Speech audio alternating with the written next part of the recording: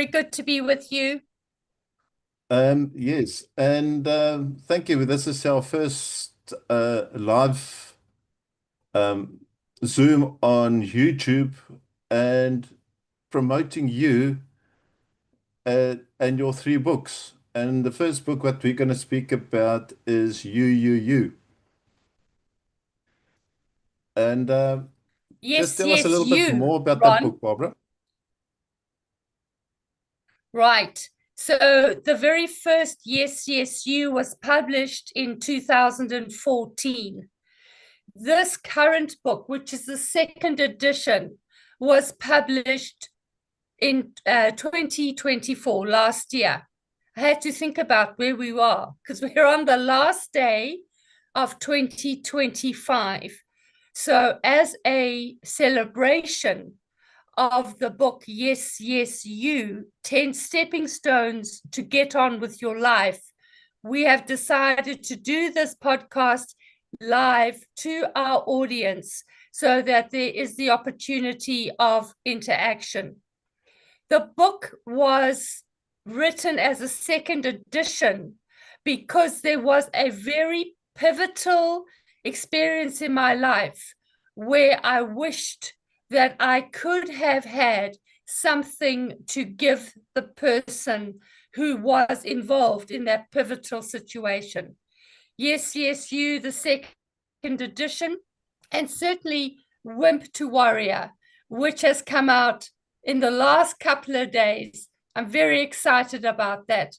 We will be discussing Yes, Yes, You more in detail as to the context of it rather than the content of it.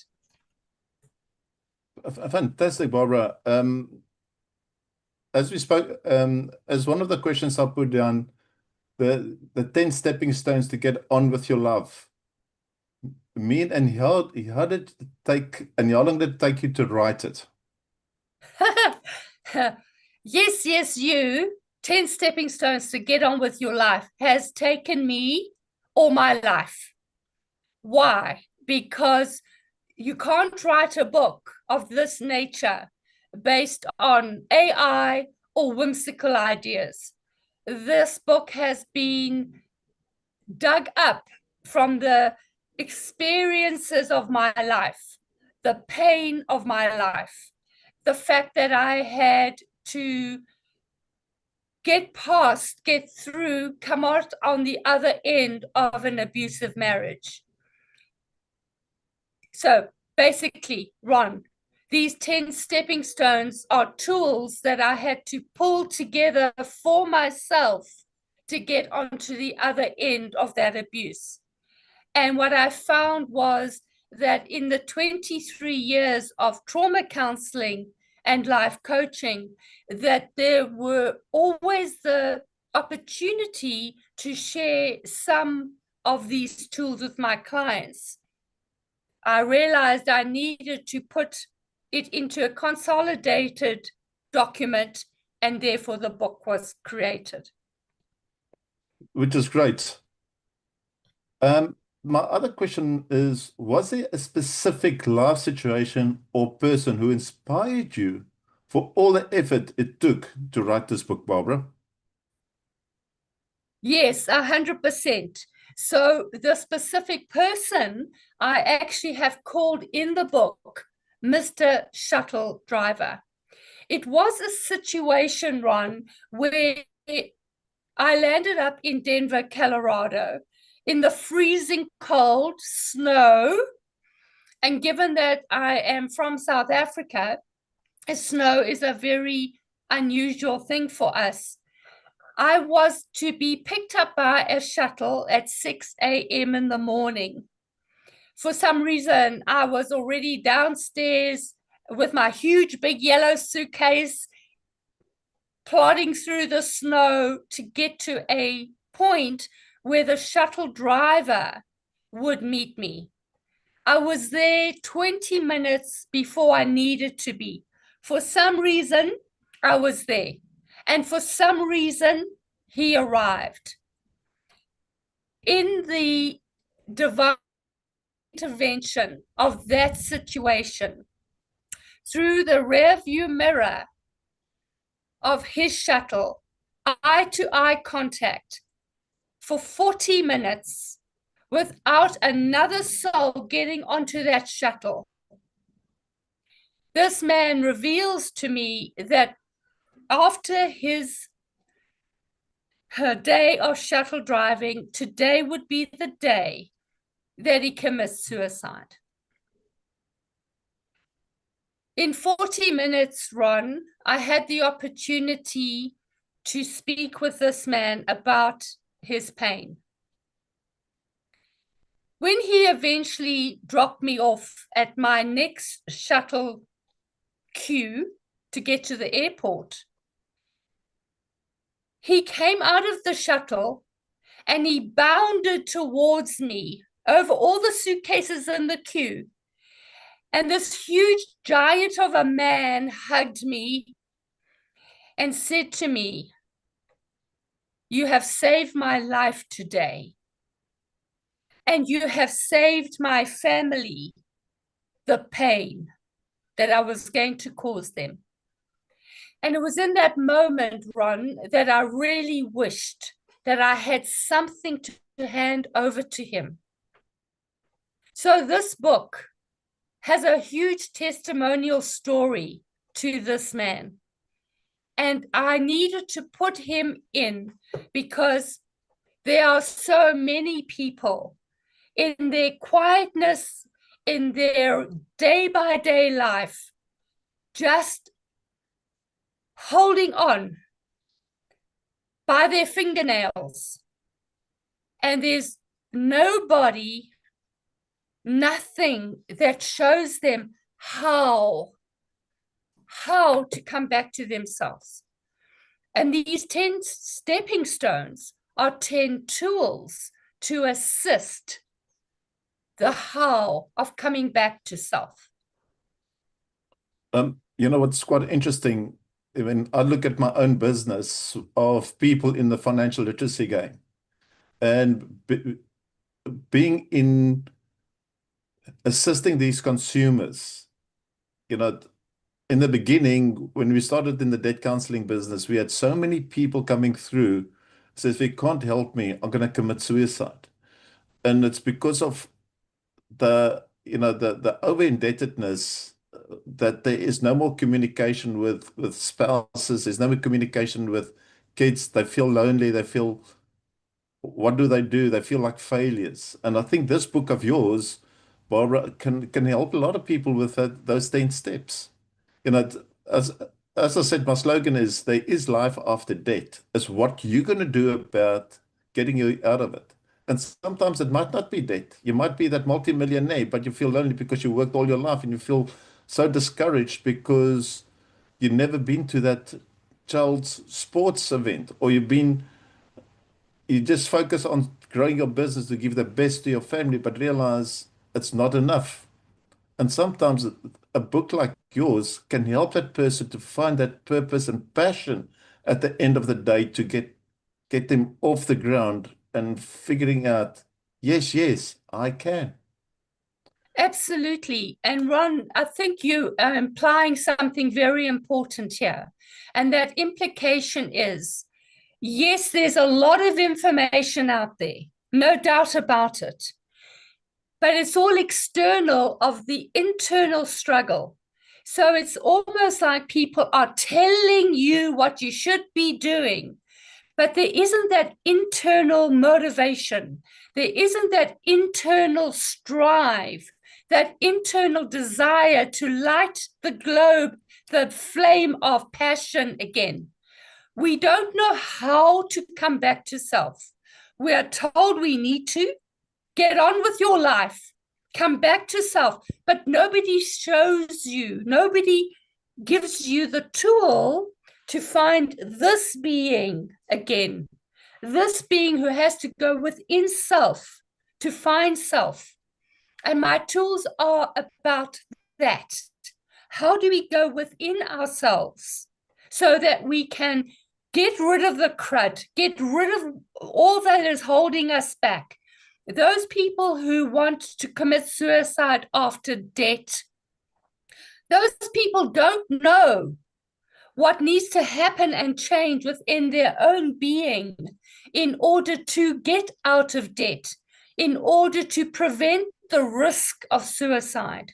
It is about mindset. It is about heart space. It is about our motivation and our willingness. But how do we do it? Nobody tells us. Here it is. My book won't tell you either, but my book will guide you as to how to find out for yourself. No, 100%, Barbara. Which brings me to the next point is in your 23 years of trauma counseling and life coaching, what pain areas show up most? Oh, my word. I think we spoke about it a little bit earlier this morning. Communication. Communication. Never in the world's history have we had such ease of communication globally. But it has cost us communication in our families, with our spouses, with our work colleagues. Communication has become the new crisis. The lack of communication within our internal inner circle has become the new crisis. The other piece that obviously relates quite intimately with that, therefore, becomes relationship crisis. And too many of our relationships are impacted by the lack of or poor management of finances, debt. People do not understand financial literacy, do not understand budgeting, and therefore financial problems become massive, massive.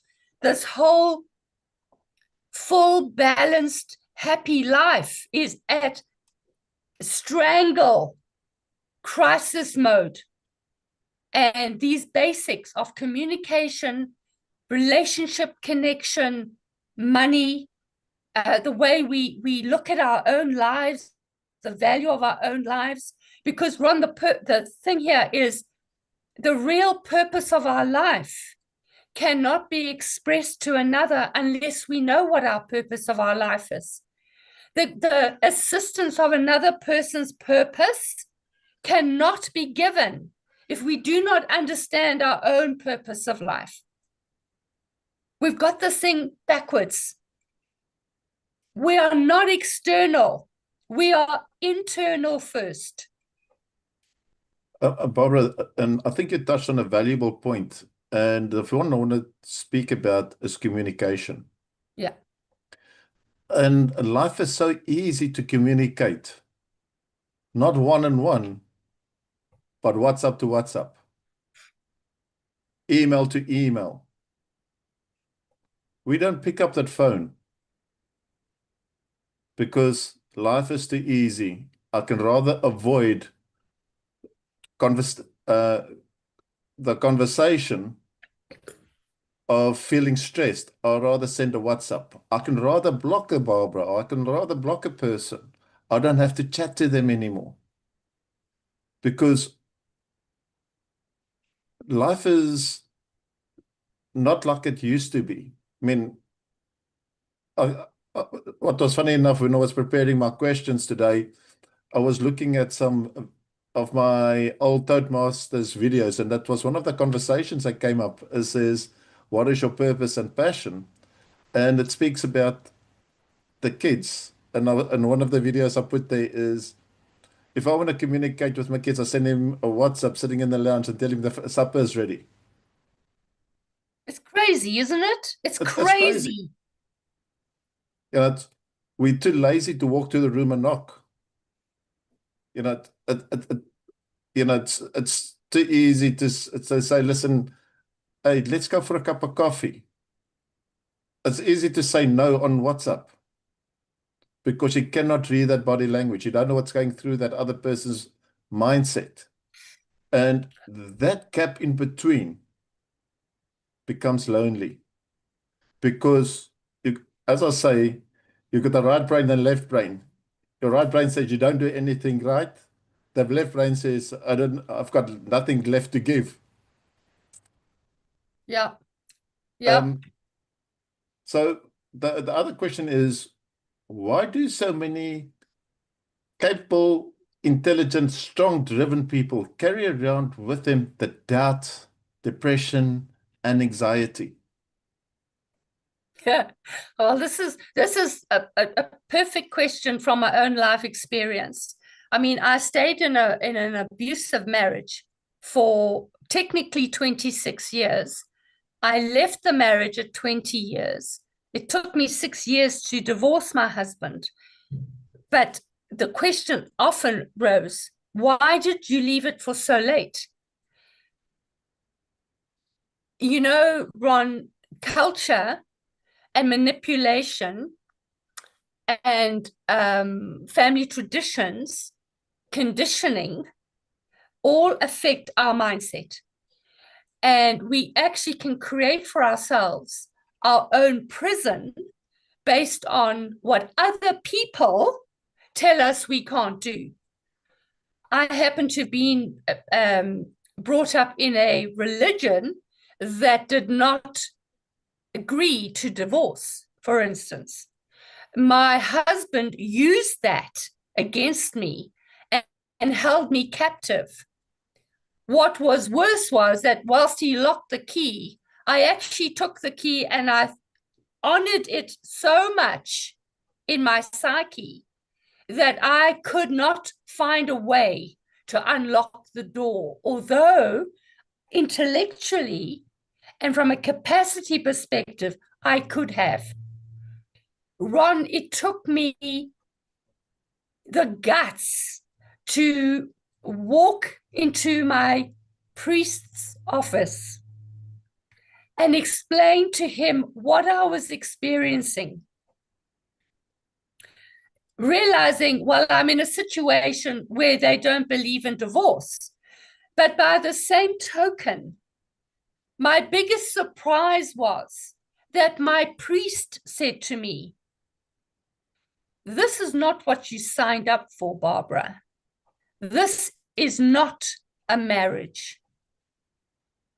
He ultimately gave me permission to fight against the religious, cultural tradition of my family, the imprisonment by my husband.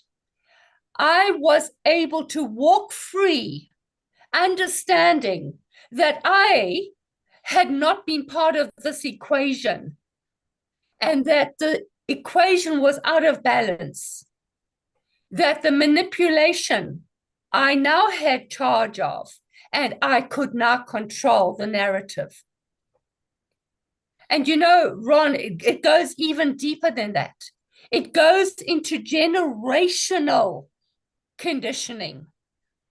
Do you know that we carry within our own beings 7 generations in our genes, in our attitudes, in our thinking? It's not all about us. It is about what else has been set down and sent down to us through the generations. We have to work that level as well.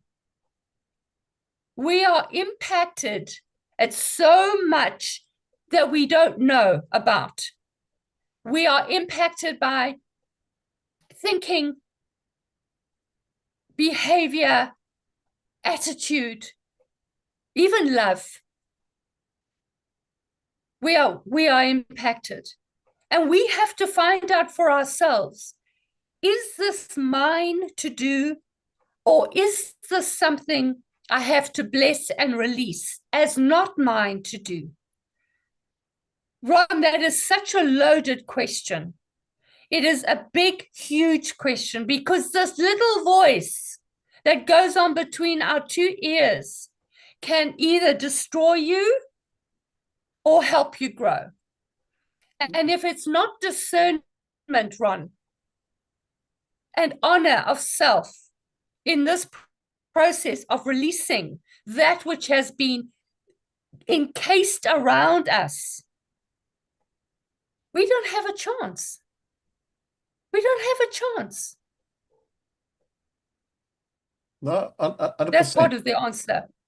No, 100%. But there's also a part what I've seen as well as part of this answer, Barbara, is sometimes in a relationship is it's a small keywords that creates doubt or something simple. They might be, some people see it as a joke, but that question might be a discouraging question. But, yeah, but and every time a person speaks, or a spouse or a friend, whoever, um, and each one is wired differently, and that question makes you feel discouraging. And I'll take myself for instance, when I because I'm dyslexic and ADD. And when they told me at work, hey, Dutchman, you can't even read and write properly. How are you going to sell life assurance? But it's how strong you're going to be to overcome and how to apply that in your business. Or if you want to read a book and tell you, or you want to go study, it says AI is not part of uh, your exam. Something simple. You feel discouraged. And but it's sometimes quietness brings you back into yourself and you're starting to build yourself up. So you shut a lot of people out and down, but people think you might be depressed. But sometimes it's your strength that overcomes where you want to go to. What is your ability to grow where you want to go? And I've seen it so many times in finance where the husband will work 24/7, the wife will stay at home. And a friend, which I said to her, which was in a similar position as you, just get out, start your own business. And she started her own business. I mean, she's sitting in a 6-bedroom house now, where the husband was sleeping on the couch because that's all he wanted to do, because he felt depressed because nothing is working. But sometimes you have to get out. But people like yourself, who's a professional in what you're doing, doctor, as I say, Dr. Barbara Johnson, that you can overcome that. Yes, yes, you can help you with those 10 steps. So Yes. that next question is, what is the emotional cost of postponing your own life while consistently meeting the expectation of others? And I think we just touched on that a little bit. We have, and you know what is so amazing? Oh my gosh. When we stand in this complacency, because that's what happens, it becomes complacency. And our our emotions not only shut down, the opposite also happens. They can soar. And the problem with emotions being up and down, your intellect also goes from up and down, up and down. You can't think straight. There is no clarity. Okay. There is no understanding of who you are and where you are in this reality that you find yourself in. But what also goes haywire is the fact that there is no meaning to life. There is no meaning to the creativity that you have. Ron, I was an artist. I was a watercolor artist. I used to have to sneak out of my marriage to paint. I used to go into the bathroom to do my UNISA assignment. I had got to the age of 40. I had not yet been to university. It was my brother who paid for a BA program for me. But my husband was so threatened by this that I had to sneak away. We you sneak away, where you cannot be yourself as a full human being, you must know that things are shutting down.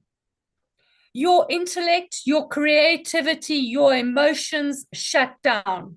Your attitude to gratitude shuts down.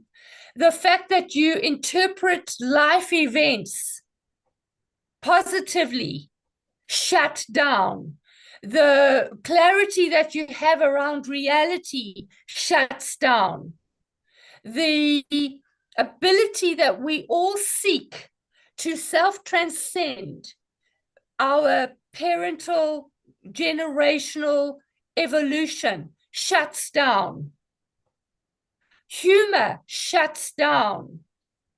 Everything comes to a grinding halt.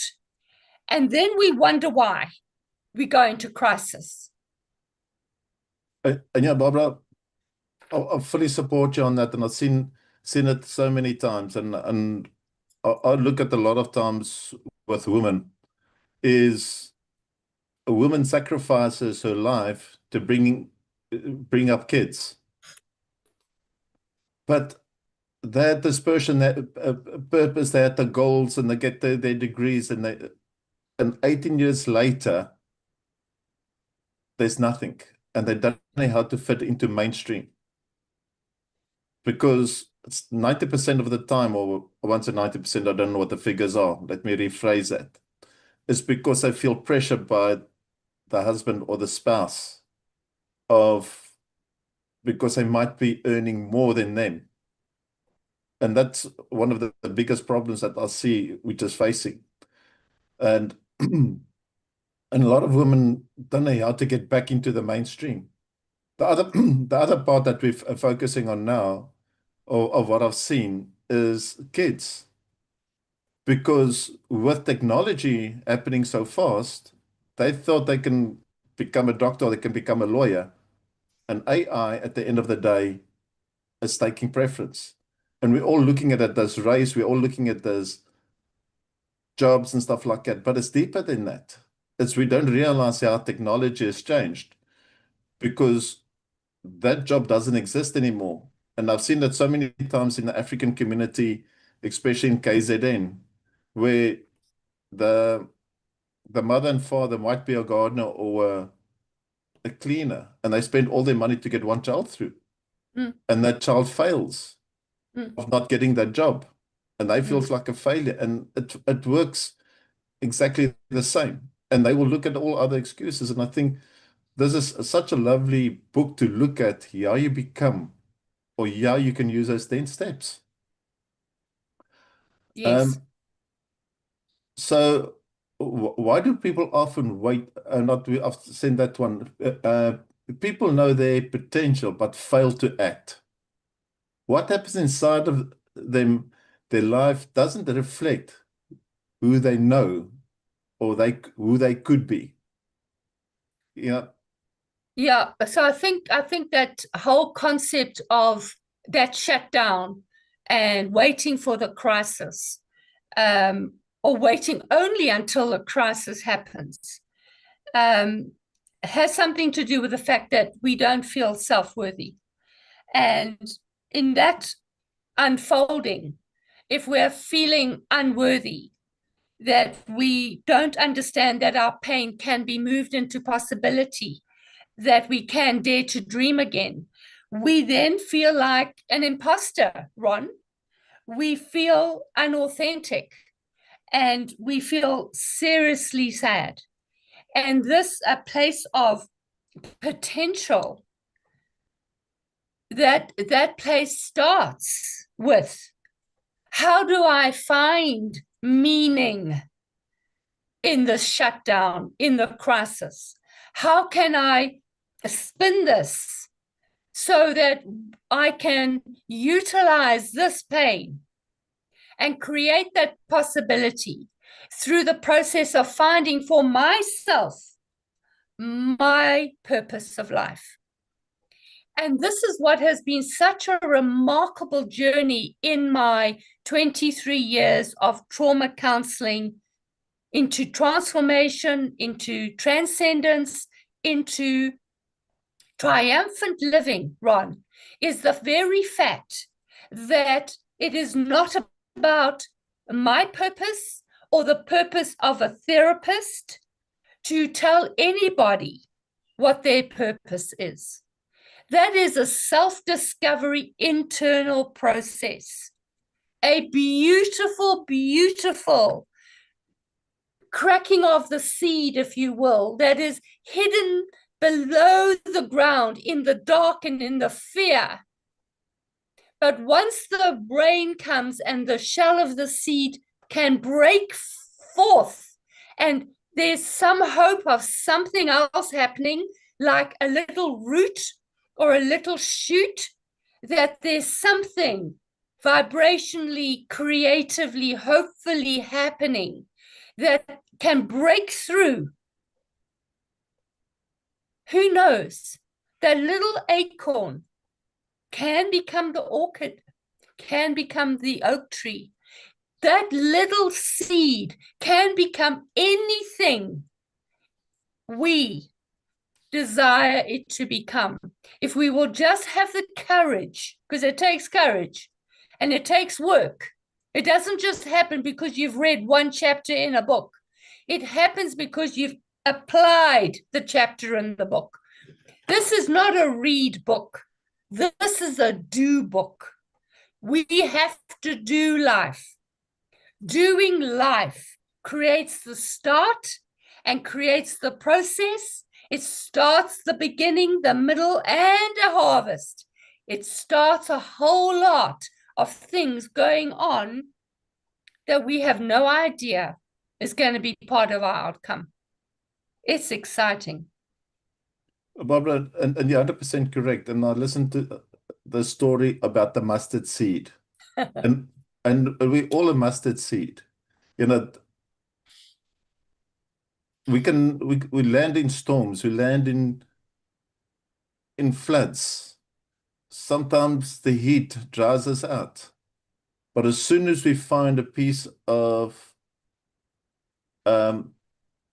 ground that is nourished, and it's even a rock, we can split that rock to become that beautiful tree. Because it's depending how we can put that in your mindset.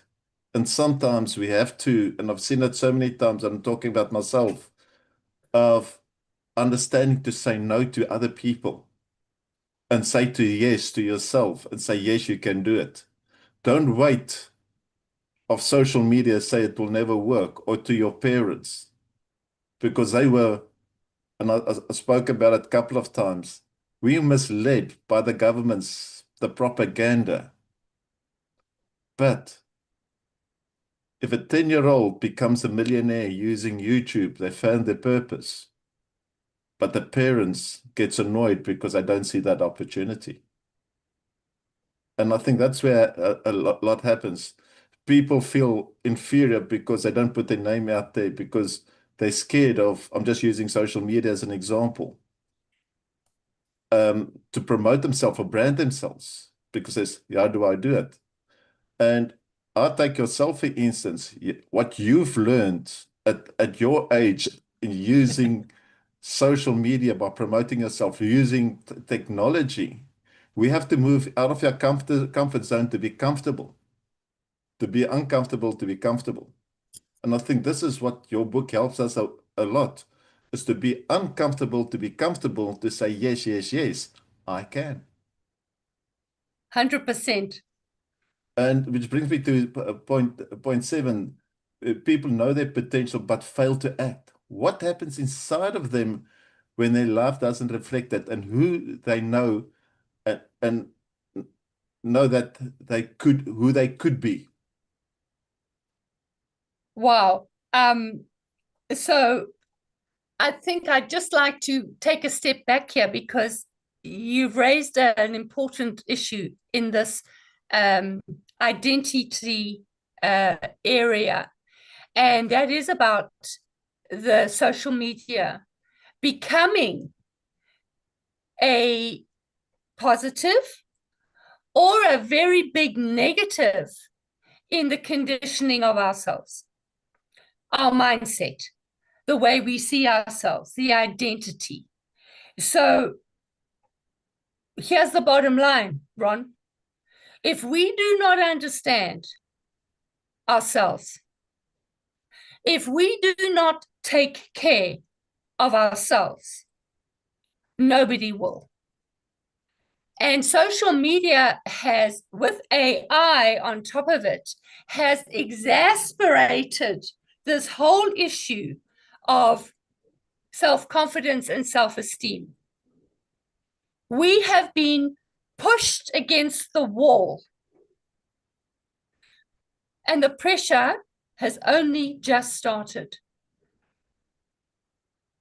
Statistics have told us that 4% of the world are in occupations that they love. 4%. So my question is, what happens to the 96%? Sadly, they are suffering the pain of loneliness, depression, anxiety, aggression.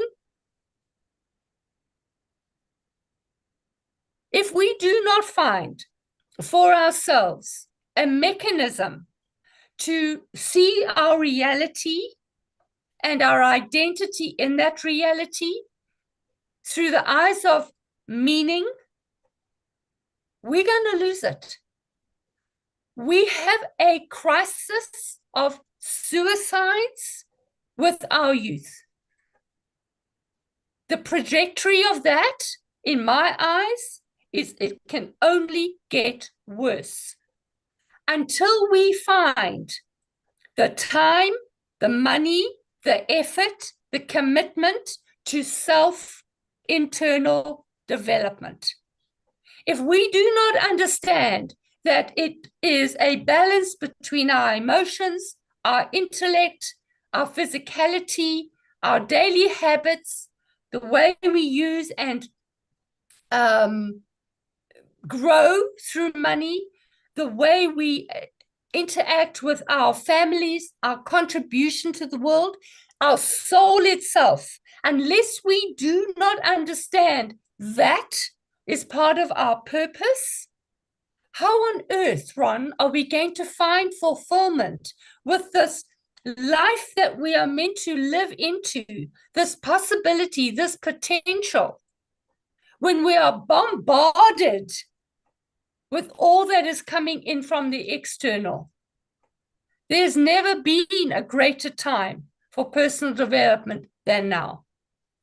Barbara, and I fully agree with you. But the sad part is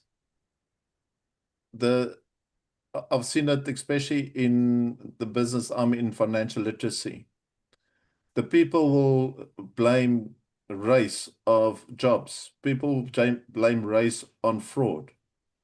I'm going to use a good example. They asked Elon Musk, I mean, you're so wealthy. Why there's 8 billion people in the world? You can give each one $1 billion. It says that's not the problem. It's just going to take a number of years, and those people, that 8 billion people, will be worse off because they never know what their purpose and passion is. 100%. And they haven't grown the mindset. You know, Ron, it is a muscle. The mind, the brain, the heart, we're made up of these muscles. If we do not grow our consciousness, if we do not grow the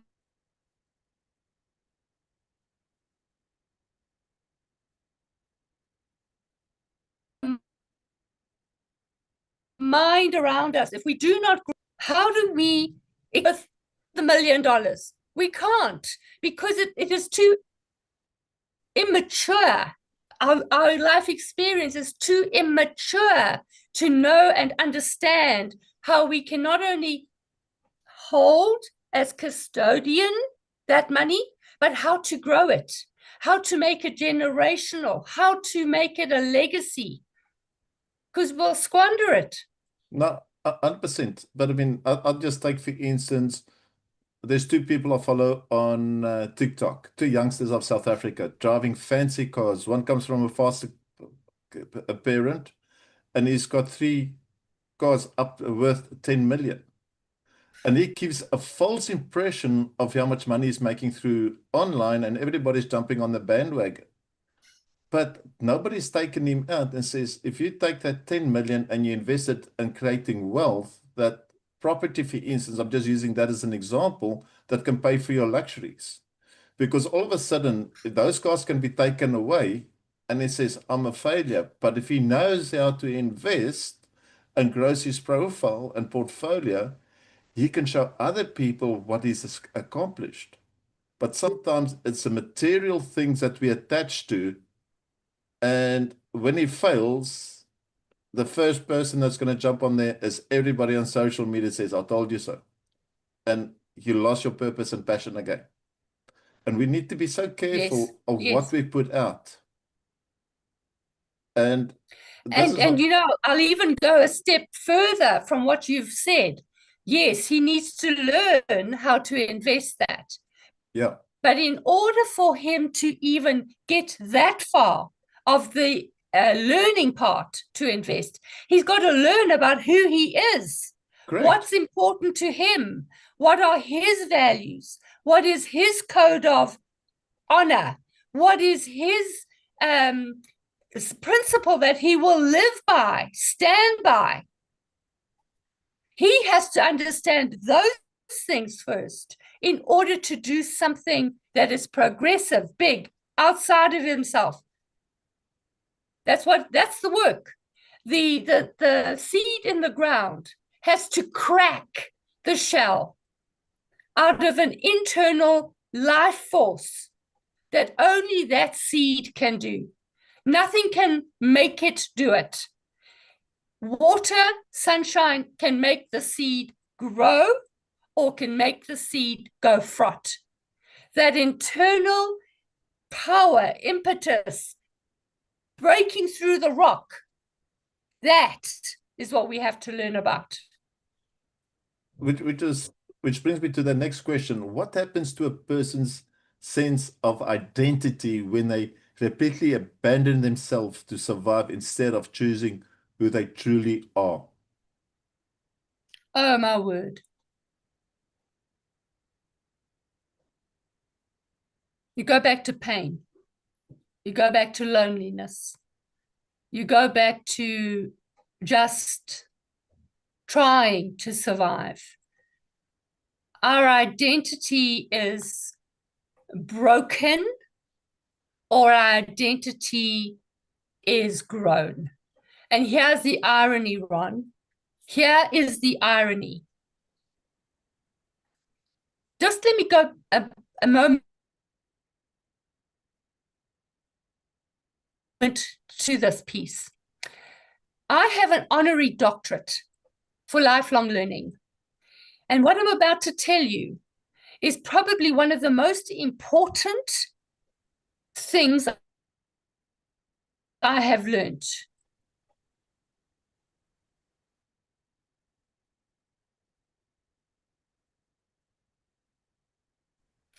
It takes to be destructive as it takes to be constructive. So if we want to grow our identity into the, oh, sorry, poor me victim, it will take as much energy to do that as it takes me to grow my identity into progressive, victorious living. Yeah. And the question comes, what follows that it says, how does living without meaning and purpose affects mental health, motivation, and long-term fulfillment? Well, I think we've already answered that in all the pain questions, right? I think we've shown our listeners that it takes effort. It takes time. It takes commitment. It may even take money. You have to pay for the book. You have to seek teachers. You have to explore life. I have traveled the world, Ron.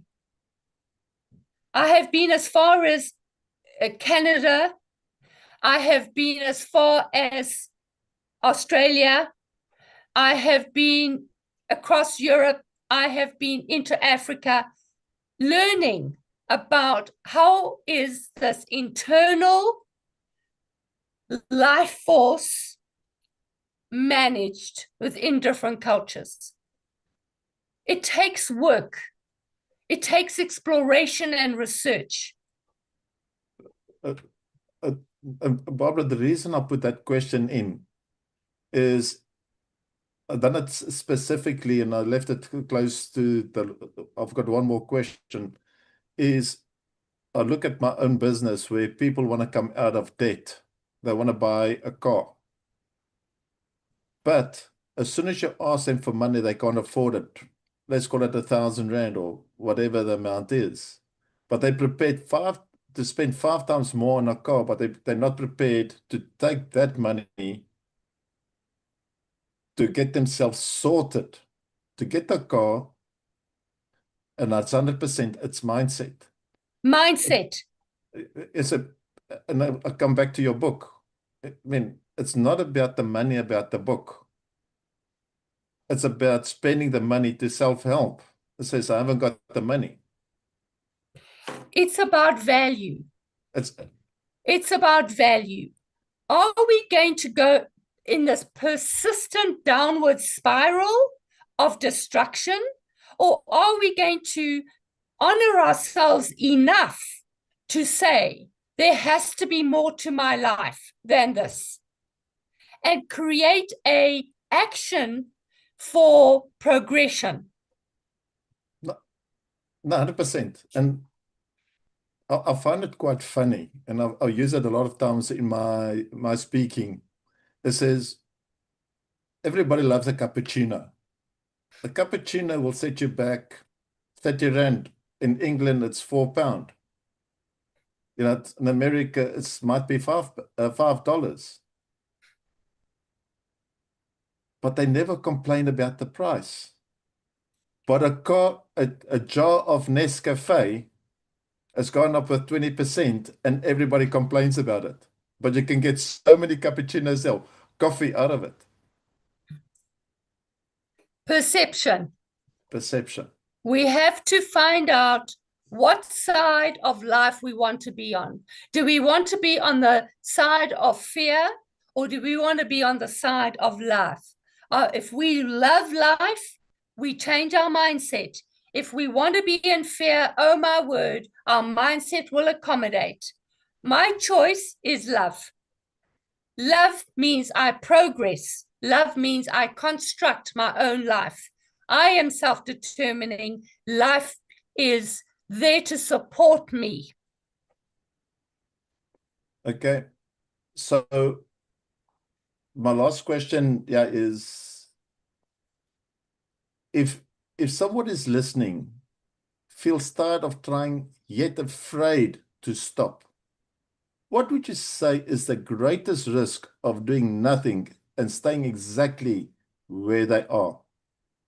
Ooh. And especially now, that is such a pertinent question, given social media, AI. The world is speeding up, Ron. The world is, it is vibrationally shooting through the fifth dimension. It is shooting through everything that we have known. I'm 71 years old. I am having to do work on myself every day to keep myself abreast. The point here is life is moving so fast that if we are stagnant, complacent, we don't just fall backwards, we actually fall off. We have to stay relevant. We have to stay hooked in. And I'm not saying get overstimulated by the speed of it all.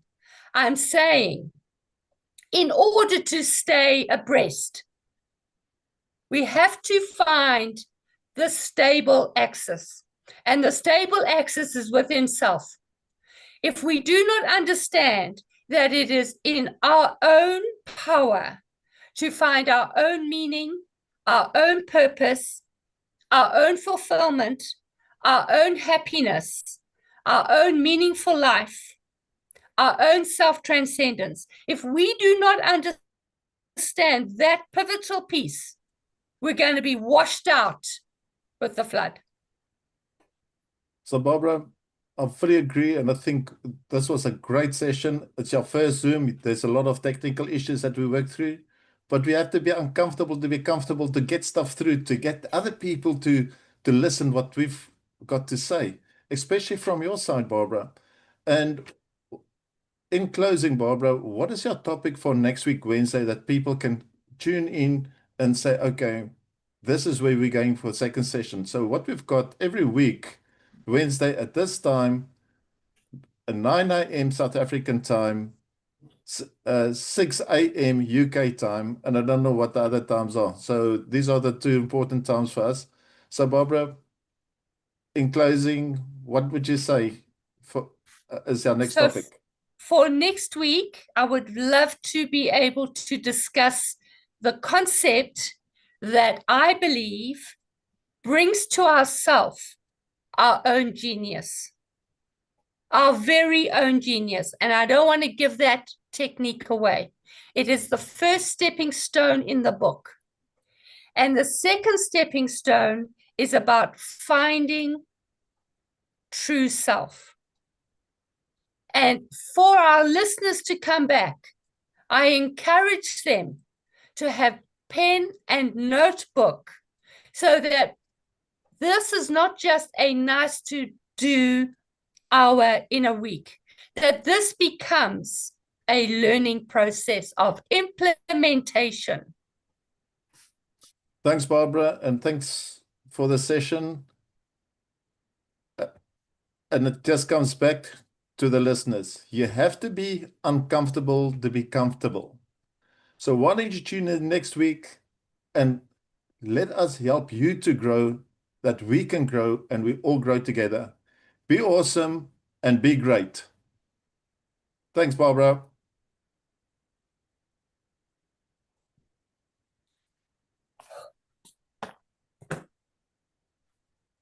Yeah. Okay, just hang on.